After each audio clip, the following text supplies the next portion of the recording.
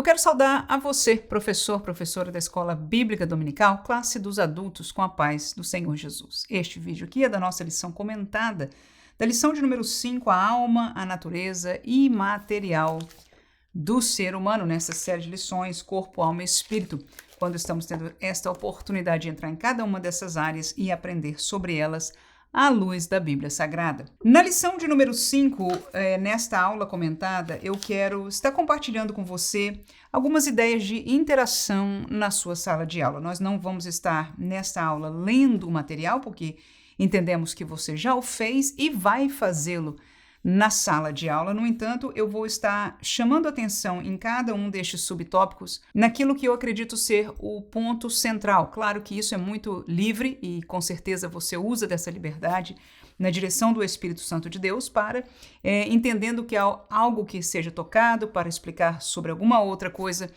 vai fazê-lo e é assim mesmo que funciona, não é uma regra e por isso, graças a Deus, Deus nos tem dado comentaristas que nos têm trazido lições ricas, mas exatamente porque são ricas em conhecimento e em textos bíblicos que algumas vezes, principalmente para determinados grupos, é melhor para nós, para o aproveitamento deles, nós focarmos. E se você é novo neste canal, eu quero dar bem-vindo a você no canal da professora Manuela Barros e nós disponibilizamos, eu gostaria de avisar que nós disponibilizamos 2 modelos de aula. Um é esse, que é a aula comentada, que nós vamos já começar em um minutinho, e o outro modelo é um modelo que nós disponibilizamos um roteiro como este, onde a didática é um pouco diferenciada, o número de textos bíblicos que nós lemos e estudamos ou usamos para aplicar na lição é muito maior, assim que você é convidado também para assistir essa outra aula, que diria que seria um próximo passo, para aqueles que já estão dispostos para desafiar um pouco mais, ela torna-se um pouquinho mais profunda. No entanto, esta aula que nós estamos fazendo aqui, a comentada, é a que a maioria dos irmãos usa nos seus ambientes de escola dominical pelo nosso país. Então, vamos à lição de número 5, mais uma vez, a alma, a natureza imaterial do ser humano. O tópico número 1 é intitulado Atributos da Alma. No subtópico primeiro, de volta ao Gênesis, a minha sugestão ou meu ponto de interação para com a turma estaria nas palavras que ele usa, dos versículos. Veja que no final da primeira página, a página 34, ele coloca: enchei a terra e sujeitai-a e dominai. Então ele vai dispor aí uns 2 ou 3 ou 4 versículos de Gênesis capítulo 2 e vai dizer que o homem foi criado para fazer estas coisas, sujeitar a terra, dominar a terra, Ali na próxima página, 35, em cima, ele fala da aptidão de lavrar e guardar o jardim, e aptidão significa capacidade. Então, nós temos 2 sugestões aí. A primeira é perguntar sobre estas palavras na aplicação, ou seja, junto à realidade de Adão, ok? Ou seja, sujeitar a terra. O que nós podemos entender com Adão sujeitar a terra? Uma opinião, 2 opiniões, ok. O que significa, ou que poderia significar, ele dominar a terra? 1, 2 sugestões. E veja que o contexto da época não é de sistemas de governos, sistemas econômicos. Então, dominar a terra, no contexto do Éden, não pode significar absolutamente nada em comparação com o contexto atual. E agora, enquanto eu estava falando, eu nunca tinha pensado nisso para esta aula, com certeza. Mas como nós temos convivido com algumas teologias contrárias à verdade e ao evangelho da palavra de Deus, mas que estão em moda hoje, crescendo muito, mais no meio dos jovens, mas também em meio aos adultos, que exatamente fala sobre este domínio em relação às coisas de governo do dia de hoje. Eu quero lembrar para você que não se pode fazer esta comparação, até porque o que significa domínio aqui é no contexto de Adão, da época que ele tinha, e vou fazer mais um aumento aí de informação. É que o pecado mudou o curso destas coisas.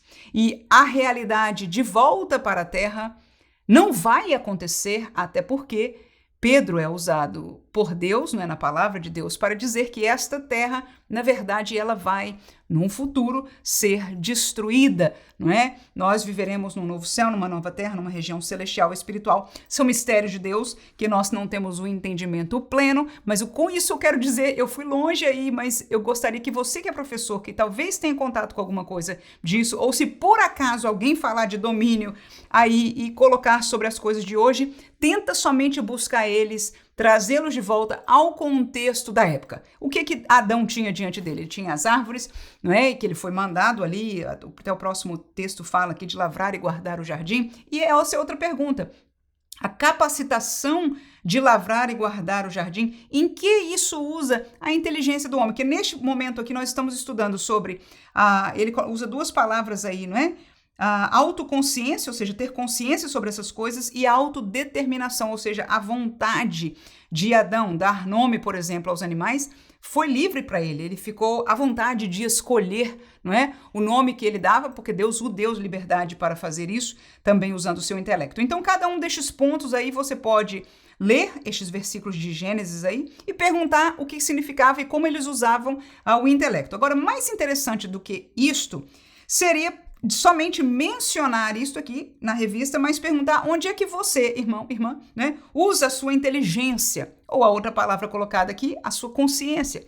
Se você tem consciência de um problema, então é porque você tem inteligência, você está entendendo que aquilo é uma realidade, que aquilo é um problema.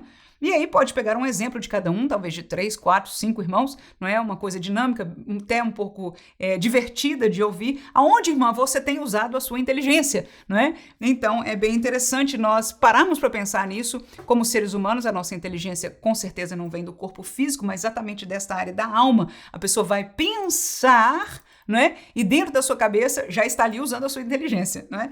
Então, seria bem interessante ouvir isso dos irmãos. E a segunda, a sua determinação, porque essas são as duas palavras para mim centrais deste subtópico. Então, aonde, irmão, irmã, você usa a sua determinação? O que é determinação? A sua vontade própria. Aonde você, na sua casa, determina que vai ser assim, né? Alguém pode dizer, olha, eu determino onde ficam as coisas na minha casa. Tudo tem que ser organizado e tem um lugar para todas as coisas. É uma determinação onde eu uso a minha vontade. Às vezes o marido não quer muito colocar lá, não é? Mas é onde eu coloco a minha vontade. Por favor, não dá para você colocar lá. Lá é o lugar, né? Para que todos estejamos, né, em ordem na nossa casa. Enfim, qual seja o lugar que o irmão, a irmã, dos alunos da escola dominical usem a sua determinação, pode ser para estudar mais, trabalhar mais, enfim, qualquer coisa que seja, eu acho que é um bom começo de aula, não é?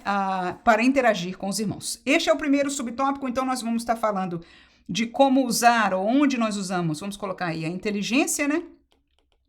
Inteligência e a sua determinação.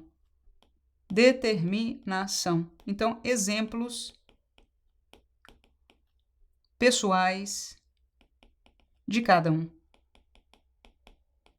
né? Então, isso aí seria interessante. Segundo subtópico, quando ele intitula Entre o Espírito e o Corpo. Então, você vai ver no primeiro... Eu vou ler a primeira parte aqui que diz: a alma do homem é sua personalidade ou distintivo pessoal.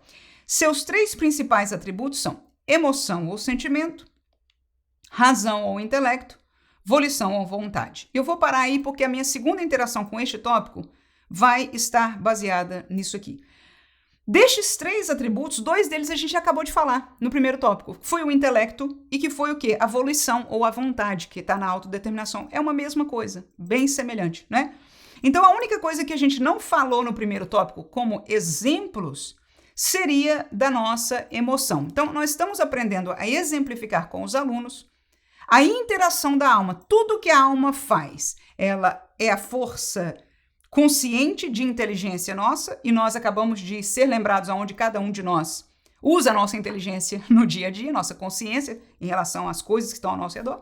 Nós nos lembramos de onde nós usamos a nossa determinação, ou a nossa vontade própria, né? A nossa escolha pessoal.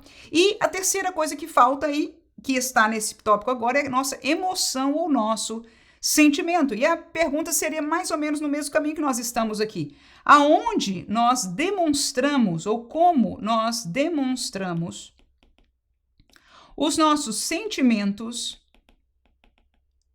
E aí o que eu faria é o seguinte, eu colocaria três Ou você pode acrescentar, é só a ideia aí, não é para você trabalhar com ela como professor. Para com a sua família, como você demonstra? E é tão interessante isso, é tão diferente de família para família, né? Principalmente quando nós lidamos com culturas onde eu moro, eu tenho morado nestes últimos 28 anos, nós lidamos com essa realidade, né? Eu moro no sul da Flórida, agora em verdade estou no norte da Flórida, mas por 28 anos eu morei no sul da Flórida, que é uma cidade, um lugar, uma região que tem muitos imigrantes de muitos países, então nós vivenciamos isso. Na igreja, inclusive, de ter pessoas de vários países.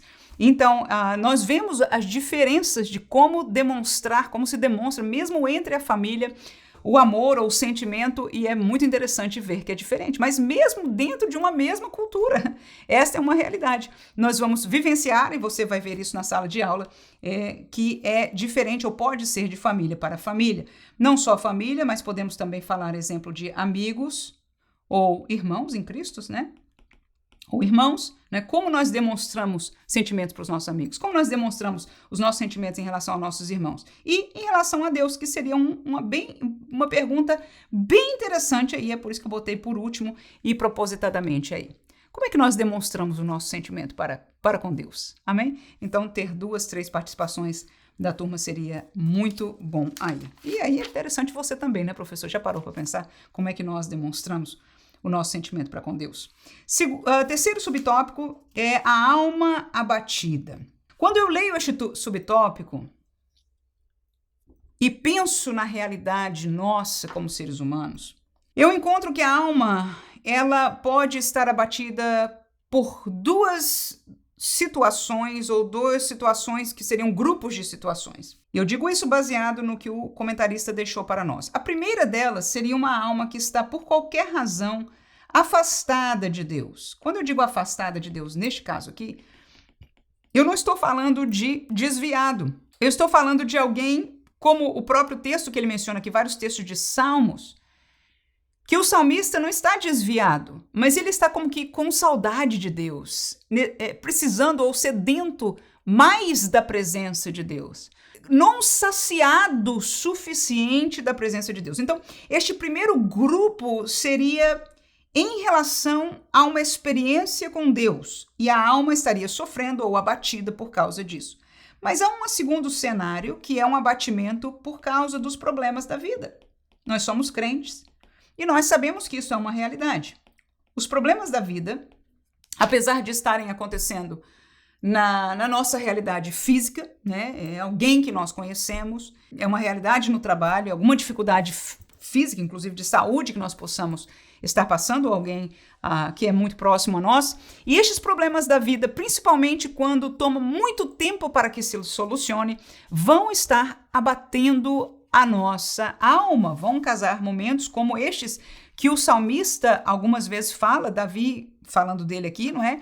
Algumas vezes por causa do tempo de perseguição que ele viveu, e foi bastante tempo, historicamente falando, ele sofreu demais este abatimento da alma por causa dessa realidade. Então, há estes 2 grupos que podem causar abatimento da alma. Mas quando nós falamos do primeiro grupo, quando há uma alma abatida, sedenta, necessitada em relação a Deus, a primeira coisa que eu posso afirmar é que ninguém sente falta das coisas de Deus se não conhece. Isso aqui é muito interessante. Você nunca vai conhecer alguém sedento, saudoso pelas coisas de Deus, se ele não conhece aquilo.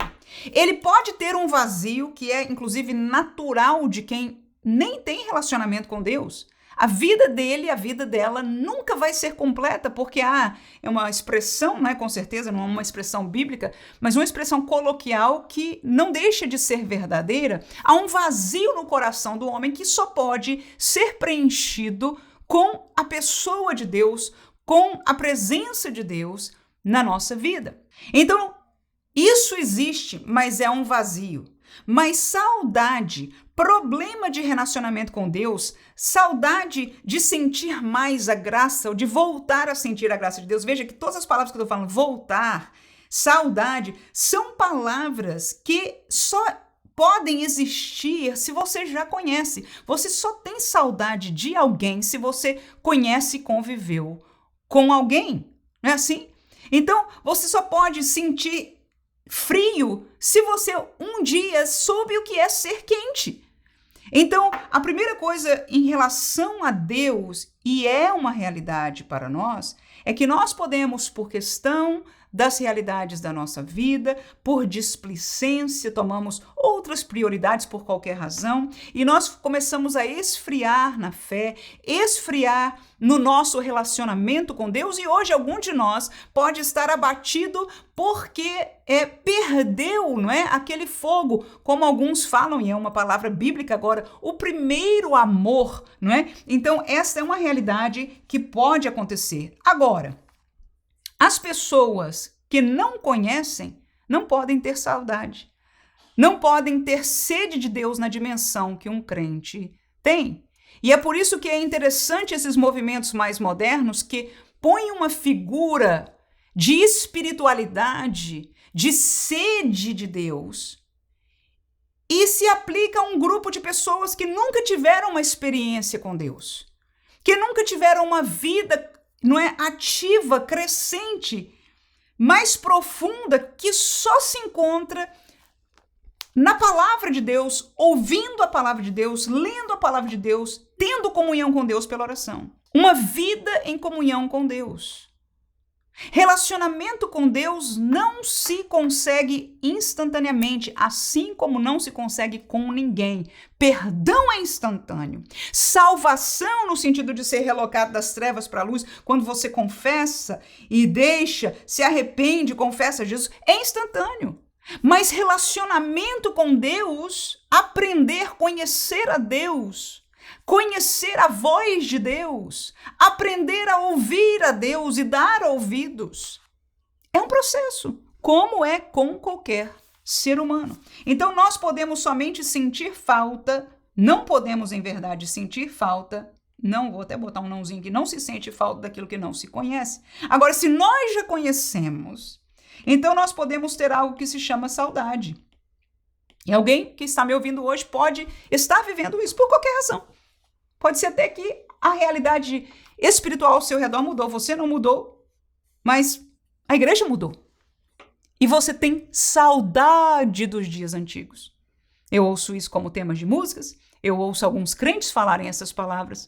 E não é que você tenha saudade do tempo antigo, porque muitas realidades do passado nós não temos nada para que ter saudade. Mas por que nós temos saudade do tempo antigo? Porque a virtude, veja como a alma é algo forte. Das coisas físicas, nós não temos saudade. Porque você vai observar que hoje nós estamos mais confortáveis de maneira geral do que antes. A maioria dessas pessoas estão dizendo, eu tenho saudade daquele tempo. Está dizendo por quê?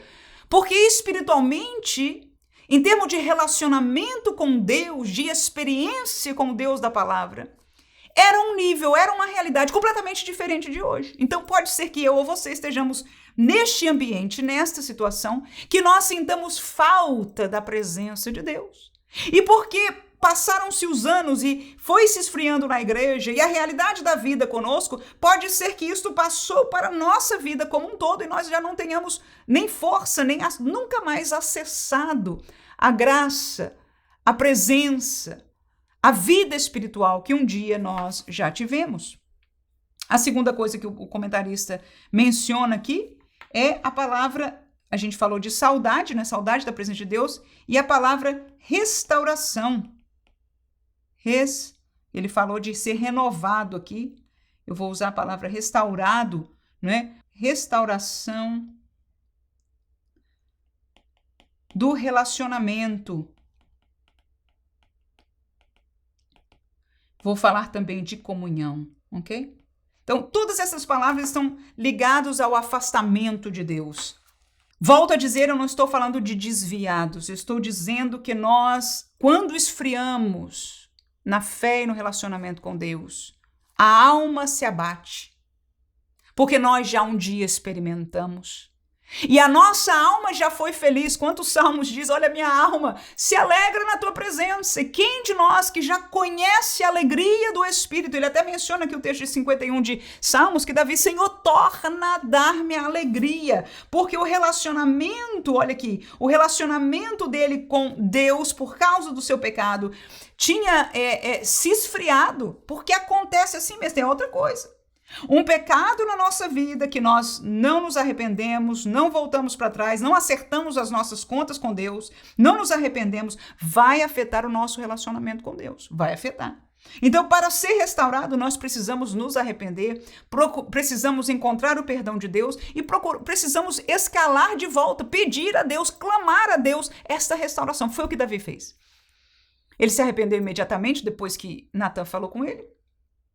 Mas neste salmo, ele expressa um clamor de pedido a Deus de restauração. Por quê? Porque ele sentia que dentro alguma coisa mudou. Adão sentiu que alguma coisa mudou imediatamente depois que ele pecou. Tanto ele não sabia na consciência, mas a sua alma sabia porque ele temeu a presença de Deus pela primeira vez. Ficou com medo.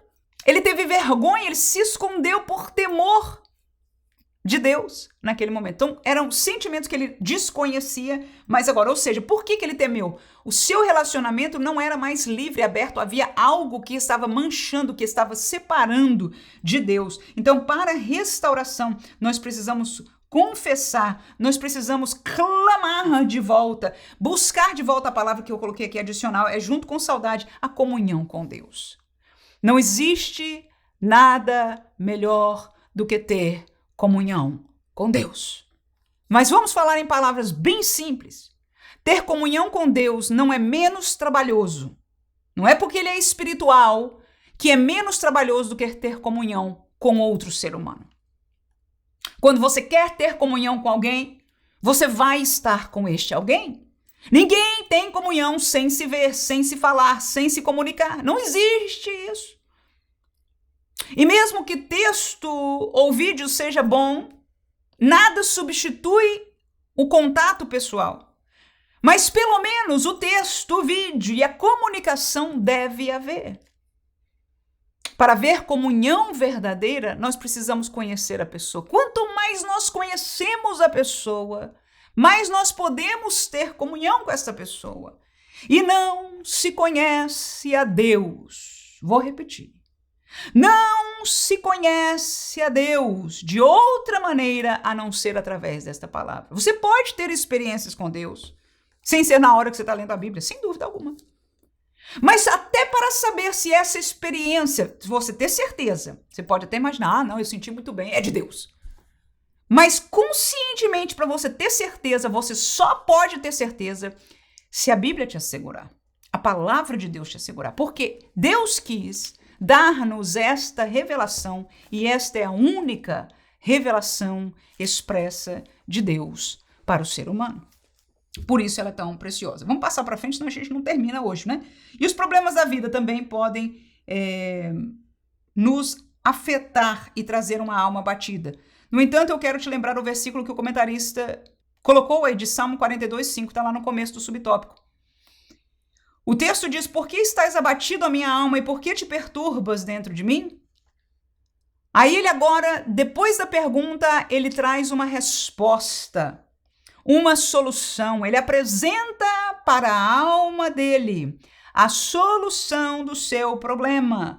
Ele diz, espera em Deus, pois ainda o louvarei na salvação da sua presença. Então, para todos os problemas da vida, eu quero aprender aqui que a solução do abatimento, a solução dos nossos problemas, a solução do problema pode até não vir de Deus, mas do abatimento da alma, a solução do abatimento, a nossa alma, escute por favor,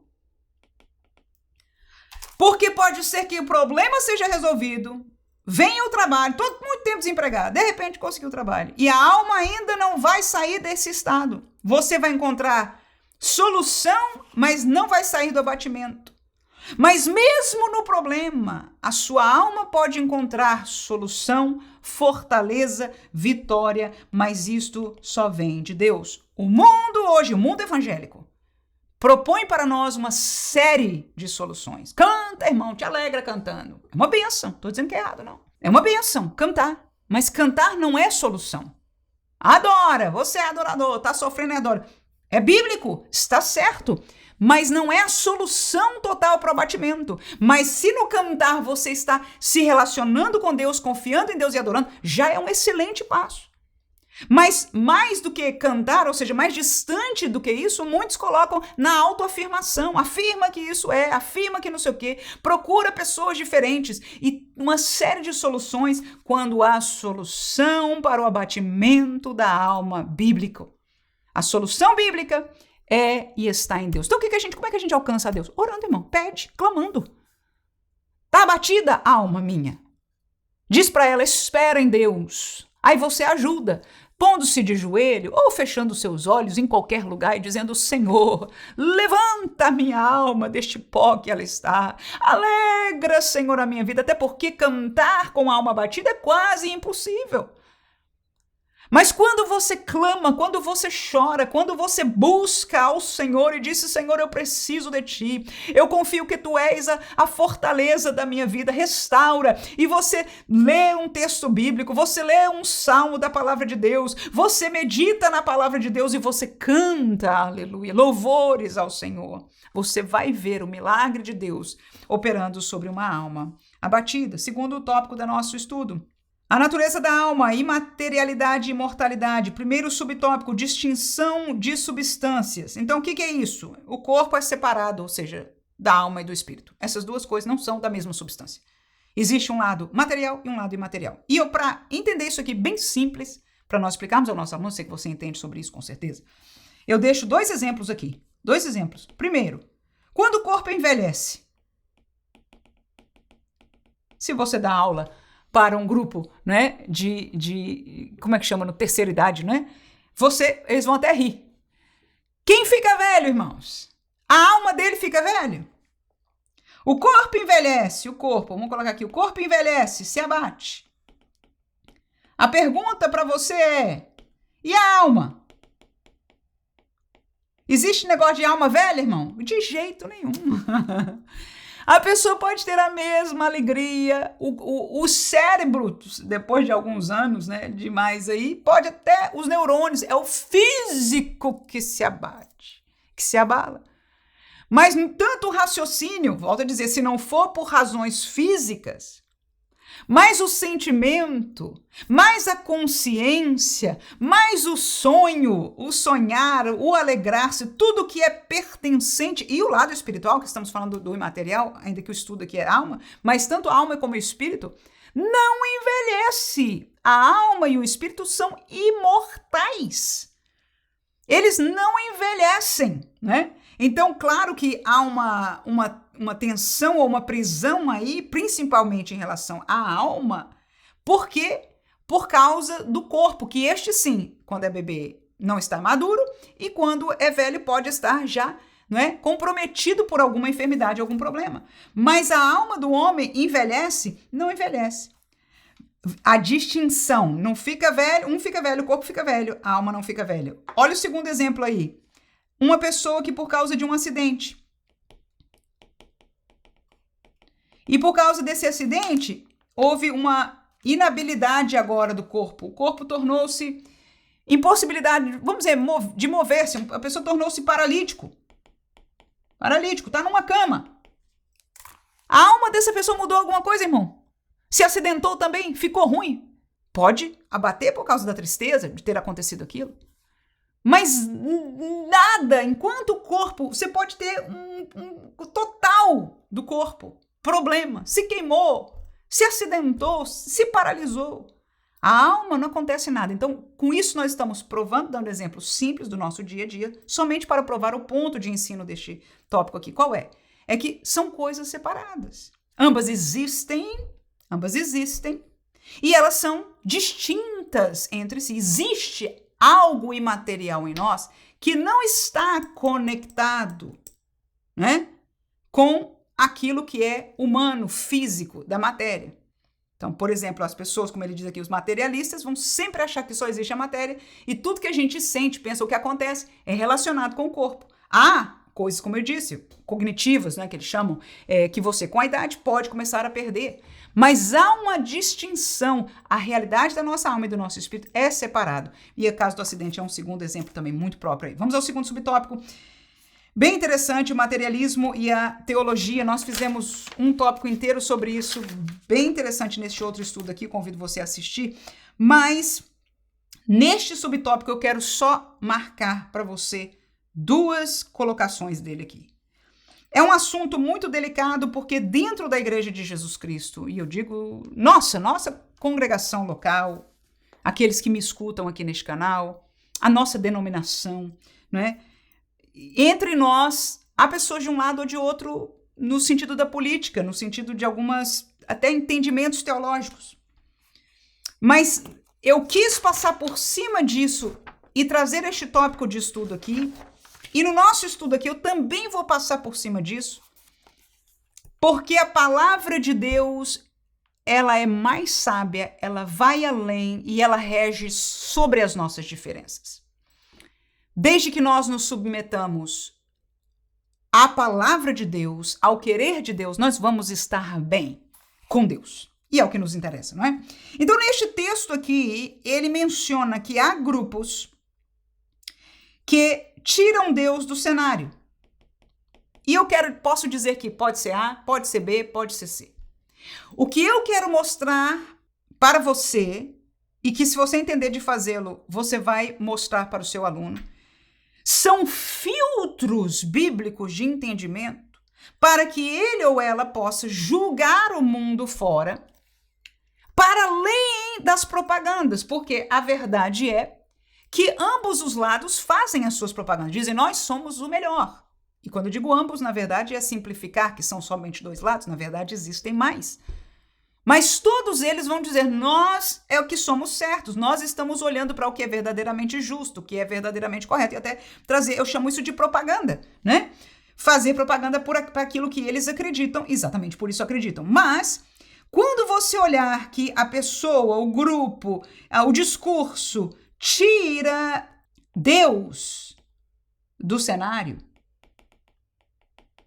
desfaz de Deus.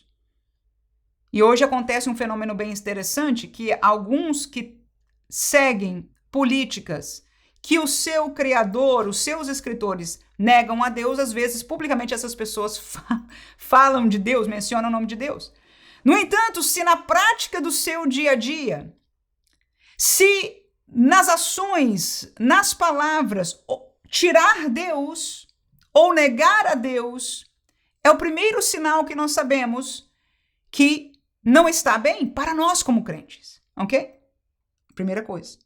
E a segunda que ele menciona, que eu estou usando somente os exemplos que o comentarista falou, de lutas de classes. O que é isso? É promover, ele colocou instigar ou promover lutas de classe. Então, há ideologias. Por que não dizer que cada uma delas, às vezes, vão propor vamos colocar entre aspas aqui, guerra contra aqueles que não são ao seu favor.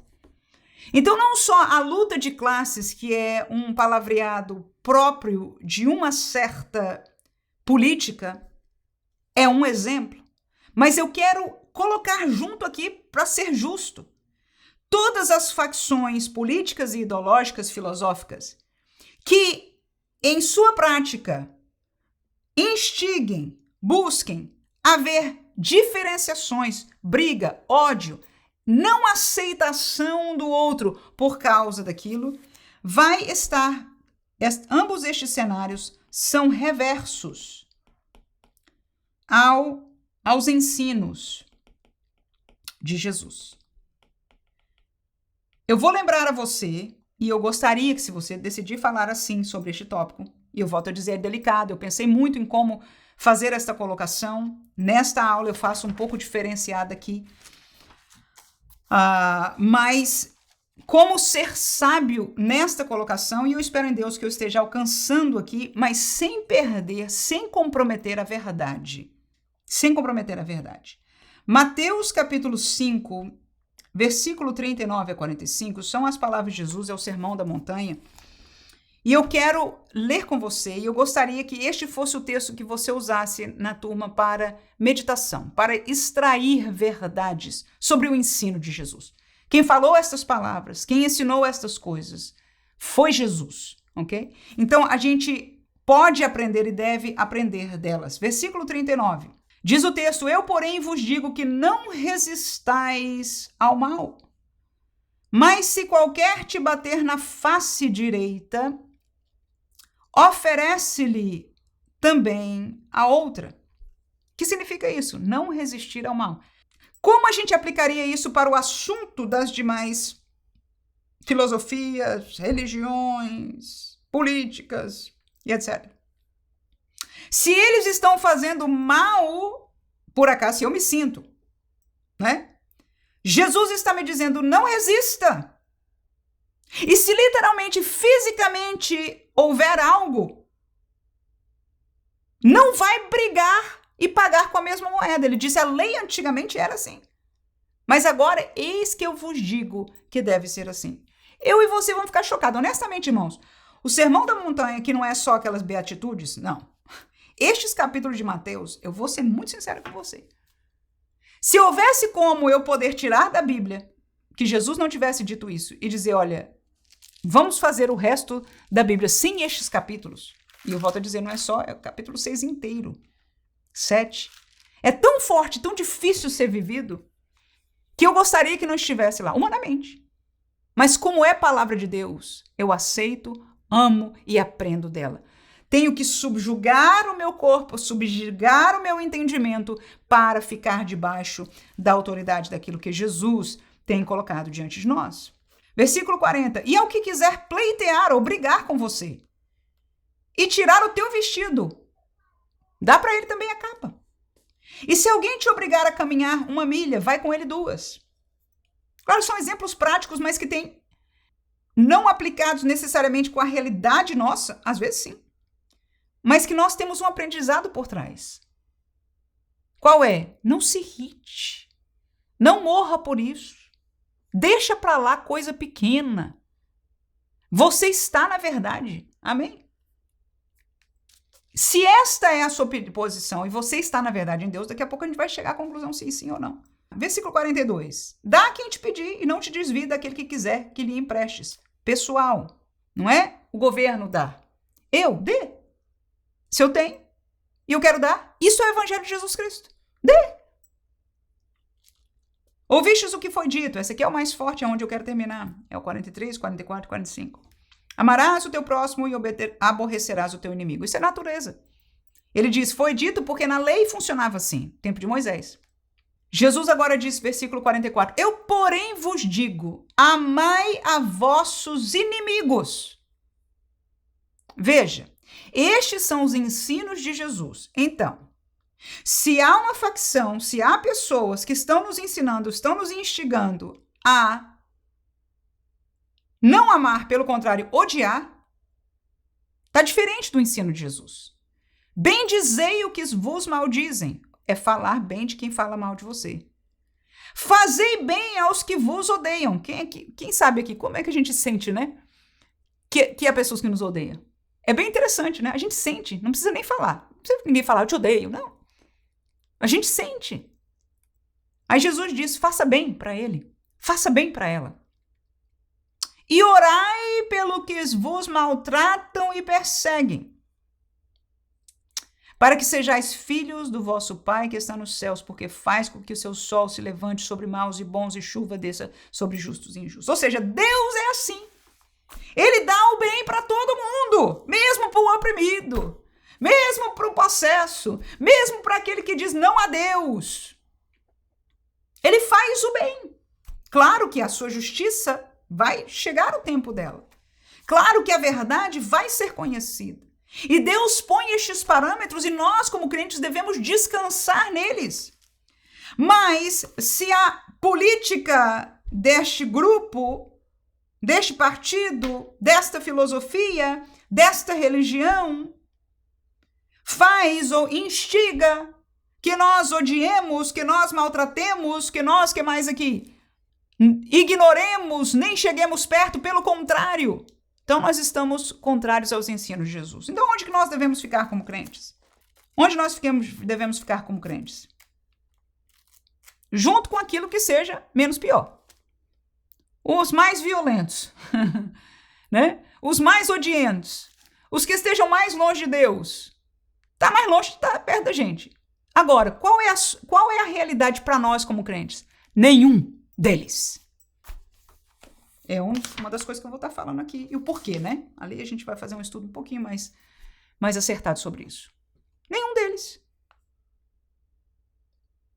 A direita tem problemas seríssimos, a esquerda também, o meio também.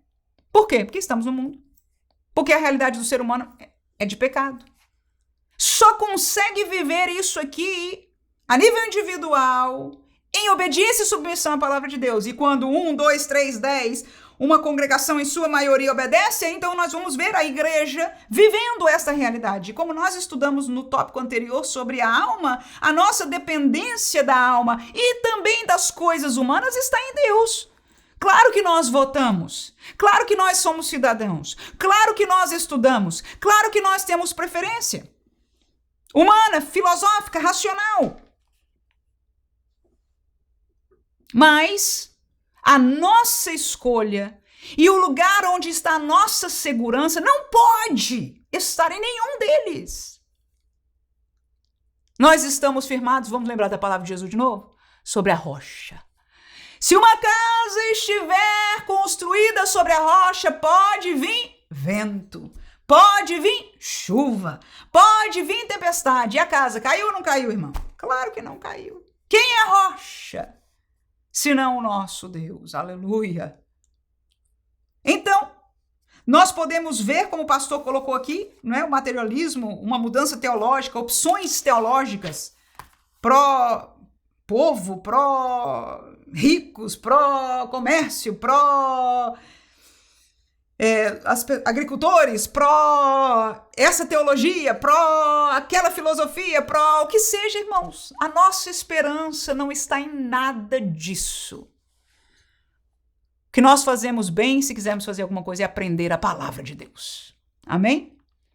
Temos comunhão com Deus e Deus vai nos ajudar a tomar as decisões humanamente certas. Porque, na verdade, a nossa esperança, já diz aquele hino maravilhoso, é a vinda do Senhor. Mas enquanto estamos aqui, nós temos que ver aqueles ensinos, aquelas posições que são contrárias aos ensinos de Jesus. E nós vamos continuar, nós devemos continuar obedecendo aos ensinos de Jesus. Então, mesmo que o meu partido pelo qual eu votei, porque eu votei por um partido, e a irmã está dizendo que nenhum deles é de Deus. E não é.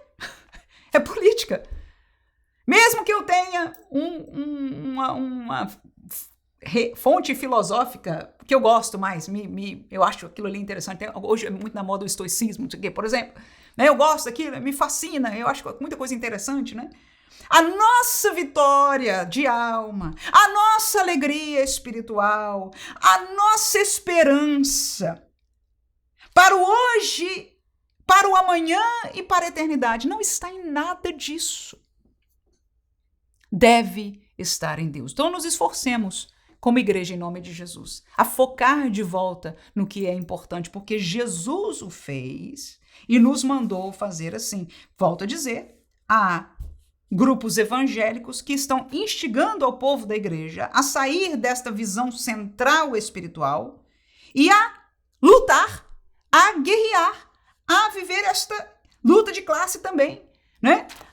Deus existe, Deus é bom, Deus está conosco, mas a gente tem que fazer, né?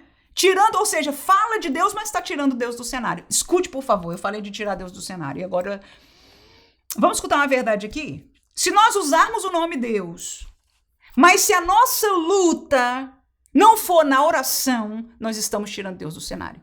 Porque só nós ganhamos, só nós acessamos a Deus através de falar com Ele, de viver a palavra dele, ensinar a palavra dele. Fora disso, é filosofia humana. E nós, como crentes, temos o direito de falar, praticar filosofia? Podemos, mas temos que entender que é filosofia humana. Ou seja, no momento que nós estamos fazendo isso, nós estamos participando das coisas do mundo. amando, tomando parte, priorizando as coisas do mundo. Eu tomo parte, mas eu não priorizo. Porque a minha prioridade é o que foi prioridade para Jesus e é até hoje e não vai mudar. Volto a dizer, dentre nós evangélicos, há um instigar diferente daquilo que nós estamos ensinando aqui, até o próprio comentarista que está fazendo certo. Ensinar a verdade para nós, como igreja, entendermos aonde existem enganos, ensinando terminologias de teologias que são realmente contrárias à palavra de Deus. Mas eu trouxe aqui um exemplo somente, e que nós fazemos bem se olharmos sobre a ótica do que Jesus nos propôs para nós aqui.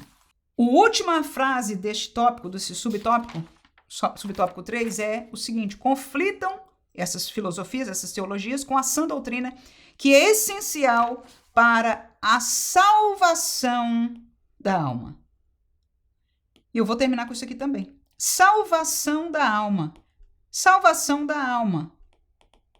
Salvação da alma foi o foco do Pai. Lembra de João 3,16? Porque Deus amou o mundo. Deus, Pai, amou o mundo de tal maneira. Amou o mundo de tal maneira que deu seu Filho unigênito. Para quê? Para que todo aquele que nele crê não pereça, seja salvo, mas tenha a vida eterna. Que isso? Salvação. João 3,16. Tá aí, não precisa ir longe. Todo mundo conhece esse texto. Lindo, não é?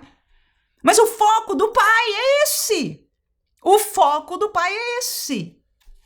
Você vai olhar para toda a Bíblia e você vai ver o Pai preparando para isto acontecer, a vinda de Jesus, o sacrifício de Jesus. Porque o foco do Pai é esse, a salvação da alma. Não é outro. Então, cuidado, para que nós, como crentes, não estejamos saindo do foco do Pai. Qual foi o foco do Filho? Por favor. Se dar a sua vida não é prova suficiente, vir a este mundo mortal sofredor, viver aqui as nossas dores e terminar a vida numa cruz depois de ter sido chicoteado e passar o que ele passou não é prova suficiente do seu amor pelas almas, porque ele era a única solução para a nossa salvação. Se isso não é suficiente, eu não sei o que mais, porque não existe. E é o foco proposto para a igreja. Jesus terminou, ressuscitou sua vida, ressuscitou e disse: ide por todo mundo e levantai um estado para Deus. Não! O sangue de Jesus nos cubra. E dominai as nações. Não! Ide por todo mundo e pregai o evangelho a toda a criatura. Tá aí, irmão. O foco do Pai, o foco do Filho, o foco da igreja. Então, mesmo pastores, mesmo líderes espirituais, mesmo pessoas piedosas, mesmo um evangelho moderno que está movendo o mundo, avivamento, esteja nos tirando do evangelho de Jesus Cristo. Pode ser avivamento, mas não é de Deus. Existe isso, irmã? Claro que existe. Tópico número 3, alma renovada. Vai ser rapidinho isso aqui, o tempo já nos foi, não é? Graças a Deus, e espero que o tempo também seja de bênção na sua escola dominical, na sua aula, que Deus use a você, em nome de Jesus. Este privilégio que nós temos de ensinar a palavra de Deus é um privilégio, é algo extraordinário. Quando fala de alma renovada, o primeiro subtópico fala de edificação e saúde. Eu vou ligar isto a uma palavra somente. A palavra, o autor usa, comentarista, alimento. Fazendo um paralelo com a nossa vida física, você quer um corpo edificado, ou seja, que cresce bem, saudável, que não tem, ou pelo menos tem menos tendência a se enfermar. Você quer saúde no seu corpo? Se alimente bem. Claro que existem outros cuidados, mas a fonte, a base, e quanto mais a ciência vai caminhando para frente, mais nós temos tido a oportunidade de aprender sobre isso, é o alimento. E a nossa alma, neste paralelo, há uma mesma verdade e é bíblica. E o alimento da alma é a palavra de Deus. Quem ouve uma escola dominical, participa e ouve Deus falando e lê o texto da Bíblia Sagrada E ouve Deus falando ao seu coração, guiando a sua vida, fazendo entender dele, tem a sua alma alimentada, é fortalecido. Quem sai de uma pregação usada por Deus e não precisa de gritos, não precisa de movimento, não precisa de floreios, não precisa de palavras bonitas, não precisa de muita teologia, mas genuinamente bíblica, a pessoa que comeu desta palavra sai alimentada, sai fortalecida. Eu e você temos experiência.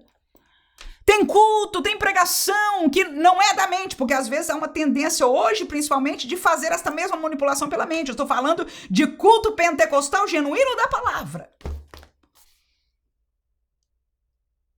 A gente sai um gigante. A gente sai disposto a olhar para a realidade da semana, que não mudou. A semana passada foi difícil, alma abatida, problemas na casa, problemas no trabalho. Minha alma está abatida, mas quando você ouve a palavra de Deus e você sai tão fortalecido, tão alimentado, tão edificado, que você sai pronto para encarar uma semana que o problema não mudou, mas você mudou. Por quê? Porque foi edificado e alimentado. Será que você tem experiência? Eu tenho. E a palavra de Deus, viva e eficaz na nossa vida. Teve um tempo de baixa na minha vida, que eu estava tanto problema, irmãos. E o problema, quando esses tempos acontecem, é quando ele se tarda. Entra mês, entra ano, sai ano. Quando melhora de um lado, descai do outro. Eu digo, Deus, até quando? Que tudo foi para baixo. E ao invés de eu buscar mais, pelo contrário, o desespero, a realidade de ter que achar solução, fazer algo em relação àquilo ali, eu parei de ler a Bíblia. Raramente eu orava. E eu estava entristecida, quase já amargurada. Até que um dia a irmã Vânia, que coopera comigo aqui, minha amiga há muitos anos, e uma crente em Jesus, que já passou muito problema e muita coisa, mas também pode contar os milagres de Deus na sua vida, falou uma palavra para mim, que em sua palavra, e a irmã Vânia não exorta, irmãos, ela é uma doçura que eu vou te contar, ela não sabe nem dizer não para ninguém. Eu até falo, chega a ser triste de tão boazinha. Aleluia. Mas na sua palavra, na sua meiguice, ela deixou uma mensagem de que eu devia renovar a minha esperança em Deus, olhar de volta para Deus, buscar a Deus de volta. E eu, na hora que eu ouvi aquela palavra que caiu no meu espírito, eu me senti ofendida, porque eu sou crente. Não é este o meu problema. Mas era. E depois de eu guerrear com aquela palavra, e que o Espírito Santo usou para falar, e usou aquela palavra para falar ao meu coração, aqui dentro, de lá para cá foi usado, e daqui dentro ele também continuou. E eu estava pelejando com aquilo e eu me submeti. E a segunda palavra aqui, olha, da purificação e da renovação. Tá aí. Quer ser renovada, alma? Renovação. Perdão, não vou botar renovação, que essa é a palavra que está aí. Não, vamos botar aqui, ó, renovação, tá?